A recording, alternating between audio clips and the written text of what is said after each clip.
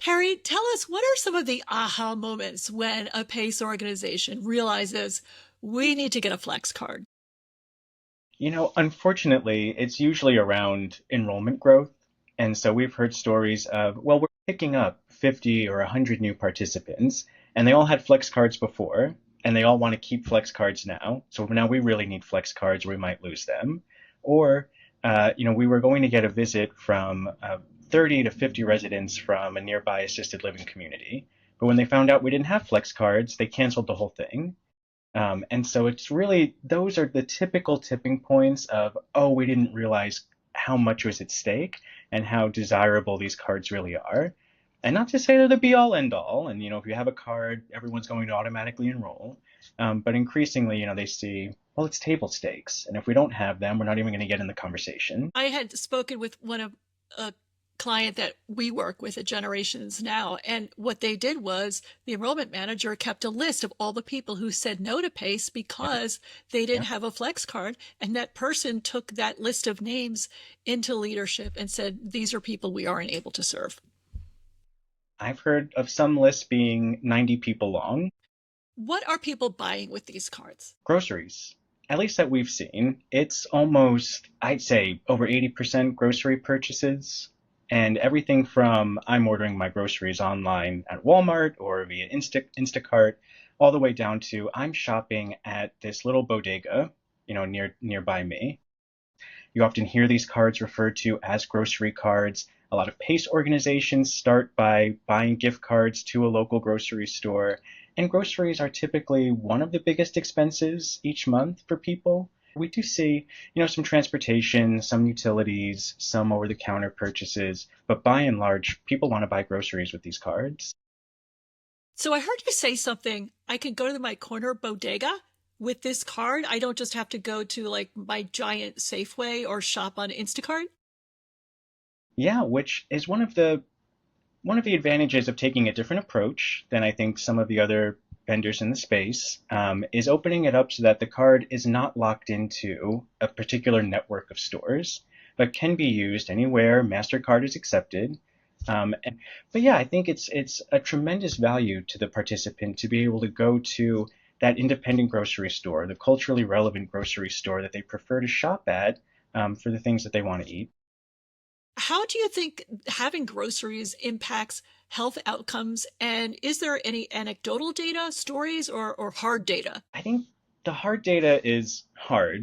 It's been surprising to me that for as popular as these cards have been and become over the last, 5 years or so, I found one study that looked at the 2020 plan year, about 30,000 Medicare Advantage enrollees, and just focused on OTC cards. It's not even getting into the grocery question, and tried to see, do we see any impact on the health outcomes for people who did and didn't use the card?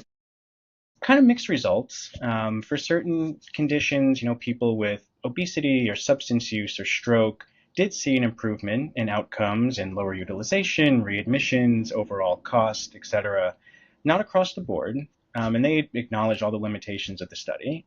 And so that's one of the areas we're really interested in. I think anecdotally, logically, it makes sense. And we believe, if you're going to offer people a benefit, the less friction they have to actually use the benefit, the more value they'll get out of it, and the more value the organization will get out of it. Groceries being a really prime example of that. And so we're already taking the steps like including the medical record numbers in our reporting so that it can be easily tied back to EHR data, all the spending each participant is doing. I went to a dual special needs plan conference last year, and one of the healthcare carriers said that having groceries through these cards was the biggest lever they had seen in health outcomes. But they weren't sharing any data. I have not seen any hard data either. I've heard all the same stories you have anecdotally. Food is medicine. If you can supply people with groceries, make it easier for them to buy the things they need, health outcomes should naturally improve. I think that's why we see so much investment in the food is medicine, delivering groceries and meals to people. But that's an area of research that we hope to contribute to in the future. At the store, in the bodega. So they pull out their card. How do they know how much they have on the card? I mean, what is that participant experience? What if they go to the register and it's rejected because they don't have the right combination of items? I think that's one big difference with us is that we've learned this over, the last few months. It's better to start with a broader set of restrictions and tighten in, narrow in as we see how the cards are being used and what people are trying to buy and where they're pushing the envelope. So I think it's the natural inclination to start with a really tight set of restrictions. And we've got this really small list of allowed products that people can buy. And then you start seeing all those declines at the register, and nobody knows why, and nobody knows what product caused the whole purchase to fail. So we start instead very broadly. Let's start at just a type of store.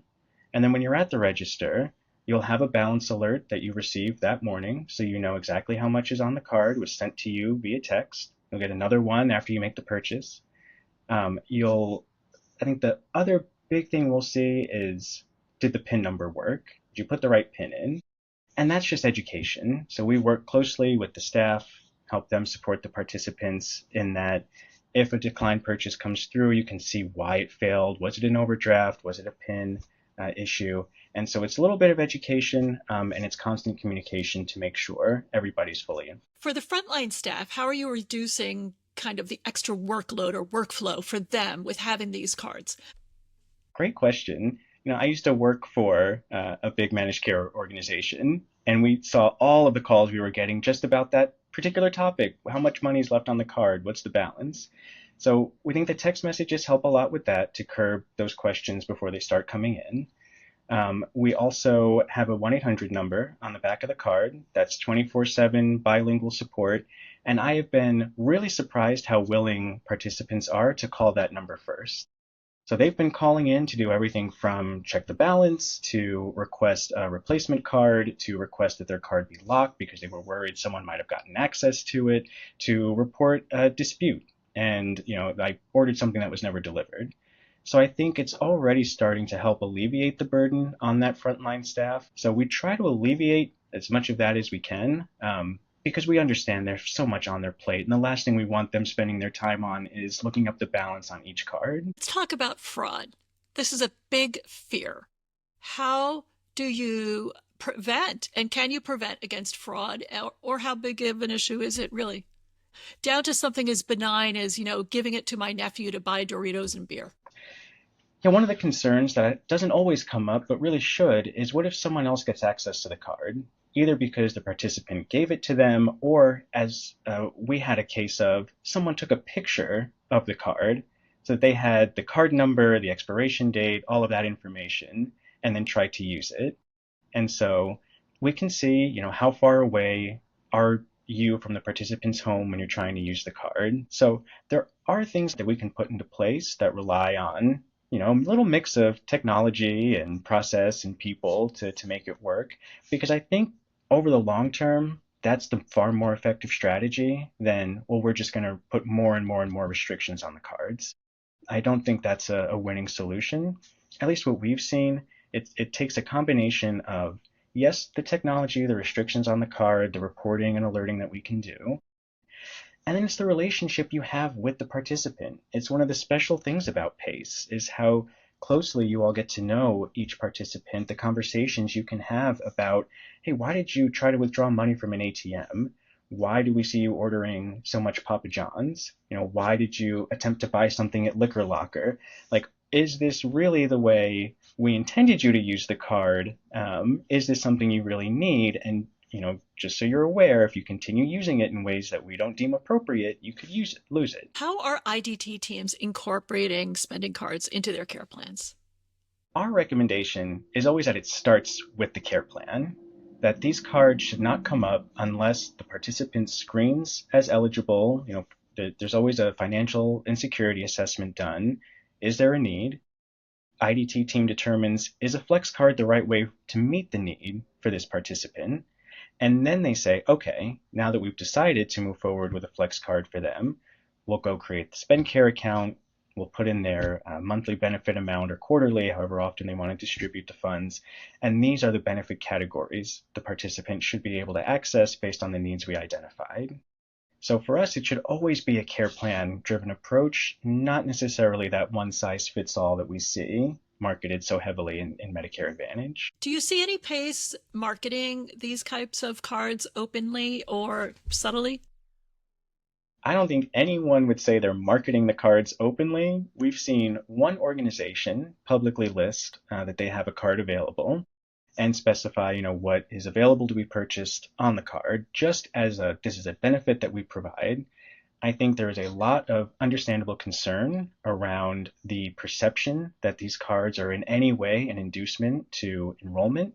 And so we have seen a far more common approach of organizations holding back on the cards, addressing them and highlighting them in conversations with potential enrollees and conversations with existing participants, but not necessarily putting any sort of public-facing information out about them. What makes SpendCare different from other providers of these kinds of flexible spending cards? So we are truly the only flexible spending card option built for PACE and the needs of PACE. I think that involves balancing three main factors. There's choice, where can participants use the card? There's compliance. Will this hold up to an audit if and when the day comes? And then there's cost. Can we even afford to operate this program? And so we have worked really hard and have chosen really wonderful partners who allow us to run our technology very affordably so that we can pass those costs along to PACE so that you can get started with one participant, 1,000 participants, whatever your volume looks like. It's an affordable option to get started with, especially relative to the other competitors out there. Secondly is the compliance, because we can offer real-time reporting. We can offer staff live control over the cards so that you can lock the cards on demand. You can order replacement cards. You don't have to come through us. You don't have to call into a number to make that happen. And you can see everything that's going on, why things are being declined, what suspicious purchases are, what participants you need to follow up with. And then there's the choice and allowing participants to use the cards where they want to use them, at the local grocery store instead of the big chain, at the taxi cab company they want and rely on. So it's the combination of all of that that I think really makes us special and really well suited to meet the needs of PACE. So you have live programs now with PACE organizations, is that right? We do. We are live with our first PACE organization. We started with them in April, so we're about 2 months in. We expanded from one state to we'll be in 4 states next month. And then we're also bringing on 2 new organizations this summer, one starting in June and one starting in July. You and I were having a phone call a while ago, and you were watching like the first PACE participant spend money on the card. What was that like? I'll say it's just as exciting now as it was then to see new purchases come through. We love seeing the approved purchases come through, but I think it's one of the really fulfilling aspects of running this business and doing this type of work is you see, it's funny, my wife always says, people realize you just kind of created this, that this didn't exist until you put it out into the world, and you see this thing that we had an idea for, and now you see seniors and people who really need it using it to buy things like groceries, to pay their utility bills, to book the rides they need to get around town. And it's a really rewarding and fulfilling moment, really, each time you see a purchase come through. I was really interested in talking with you and bringing this out into a wider audience because I know so many PACE organizations, they've tried to create solutions to this issue and they were just kind of duct taping it together. PACE isn't large enough to have the big vendors even call them back, right? And it's a very specialized solution. It needs to be part of the care plan. So I'm really grateful for you to come on and talk about what you have. If a PACE wants to engage with you, what can they expect in terms of timeline? Who do they need to have involved? What happens? Yeah, always great to have someone from compliance, finance, operations, and growth involved. We see engagement all across those different groups. Ideally, someone who can speak on behalf of the social workers, of the care team as well. We always first step with getting started with us is giving us everything we need to open a bank account for that PACE organization. We open a bank account on your behalf. We do this so that all of the money that you use to fund the cards It's kept completely isolated from any of our other customers, so you have full control and visibility into that. But that takes a little while. It takes a little while to get the paperwork together, to get approval from the bank, to get MasterCard to approve the beautiful custom card design we'll create for you. And so it typically takes 4 to 6 weeks from when we sign the contract to when we're ready to go live. All along that way, we'll be setting up your portal, we'll be doing training with your staff, be creating the educational materials for you, helping you craft the policies and procedures from the templates we already have, so that when the first of that next month comes, we're ready to go. You've got your cards in hand, ready to hand out. All of your participants who need a card are already in the portal, and the first of the month comes, and just like magic, the cards are loaded, they're ready to hand out, and we can start seeing the purchases roll in. Typically at the PACE organization, who's managing this program for them? You're managing a large part of it, but someone inside the PACE needs to have visibility and control. Who's that person or people? Usually it's the social workers. Usually we see a social worker or a team of social workers designated as kind of the leaders or the point people for the program at the center. The center director is always involved. Someone from outreach and engagement might be involved as well. There's always visibility up at higher levels. But for the most part, it does seem to be kind of that frontline staff who's on point for managing the program. Perry, how did you get into this? So I have always had a real interest in those non-medical drivers of health, or the social determinants, or whatever the next buzzword is going to be about them. I was a public health major in college. I was an AmeriCorps member working in food insecurity when I graduated. I helped start a homeless health services program here in Nashville, and so it's always been a topic really near and dear to my heart. Most recently, I was working, like I said, at a big managed care organization who had these flex cards offered to our Medicare Advantage members. And I was in the member experience department, so I could see all of the calls, all of the complaints people had with them, and stepping back and realizing, A, I think what a powerful tool they can be to improve health outcomes, to improve the experience of participants, and seeing how well short they were failing of, I think, the true value they could provide was very motivating. And then to discover PACE and to see that this is really the perfect space to really maximize the value of these cards and to really make a big difference in the lives of the members and in the growth of the organizations, it was really too compelling to turn away from. Perry, it's great. You're giving people food, transportation, but what about beer and Doritos and cigars and cigarettes? Like, how do you? I think it's the most common question we get from an organization when we first start speaking with them. And it's completely understandable. And I think, too, there's a difference between, the Doritos and cookies and soda versus the alcohol and tobacco. And so totally at the discretion of the organization, I would say, and the organizations we're working with have agreed, it's a little too paternalistic to say you can't use these cards to buy cookies and Doritos. That if that's something you really need and that's how you want to use this benefit that's provided to you, okay, we will still be reviewing those purchases that you make every so often, but we're not going to stop you from doing that or try to stop you.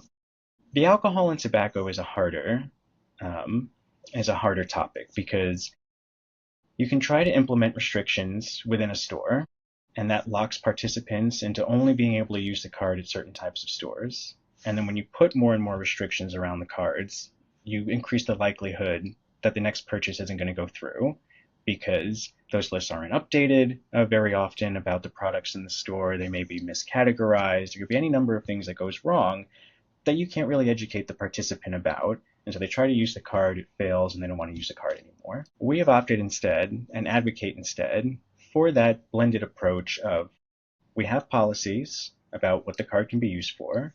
We have procedures for making sure you're using the card appropriately, even if we're not restricting at the point of sale. We will follow up with you if you do not meet the expectations, if you agree to track receipts for each purchase, and then at the end of the month, you don't have any receipts to turn in, then you understand you're not going to continue receiving the card in this benefit in the future. And so it's a combination of those things that we've seen work effectively so far. with a better experience than, I'm trying to use the card. I don't understand what product in my cart is causing it to fail. I can see if someone gets to the register and the card doesn't work because they bought, 20 items of groceries and a pack of cigarettes, but they don't know why it fails. Then they just think this card isn't working and they blame the PACE organization. Right, On right. the other hand, it's a difficult subject because, again, how paternalistic can you be? Are you really saving all your receipts? Is that really realistic? These are difficult questions, but I think it'll be really interesting. I'd like to hear in the future, come back in a year with one of the social workers and let's have a conversation about like what's really moving the needle for people in terms of their healthcare outcomes. Absolutely. Yeah, look forward to that, Lisa. Uh, Perry, how did SpendCare get started? Funny, my co-founders and I, there's two other co-founders for SpendCare, and we always joke that we're a multi-generational leadership team, and we are. And we'd all kind of been connected through the Nashville ecosystem because it's a very small world down here. And we decided we were going to launch a consulting company. And we got our first client engagement, took the meeting, worked on the project, and SpendCare came out of that initial consulting project that we did together. And we uncovered an opportunity that we all had a personal connection to. We started this to protect seniors from financial fraud and abuse. And it has evolved into, well, how do we help seniors pay for the things they need to age at home while still protecting them from nefarious actors out there? But we all had a personal connection to that. SpendCare grew out of that, and we were actually approached by a PACE organization last fall that opened our eyes to the opportunity in this space. And we were drawn in by the wonderful model of care that PACE is and real mission to support the organizations and to better compete with the Medicare Advantage plans. And I just couldn't be happier to have found this space and to now be building a solution that benefits both the organizations and the participants they're serving. So Pace came knocking on your door. Pace came knocking, yeah, very unexpectedly out of the blue. It takes a lot of serendipity, I think, to start a company, and that was a big moment for us. Well, thank you, Perry. This has been great. Great talking with you. Yeah, thank you, Lisa.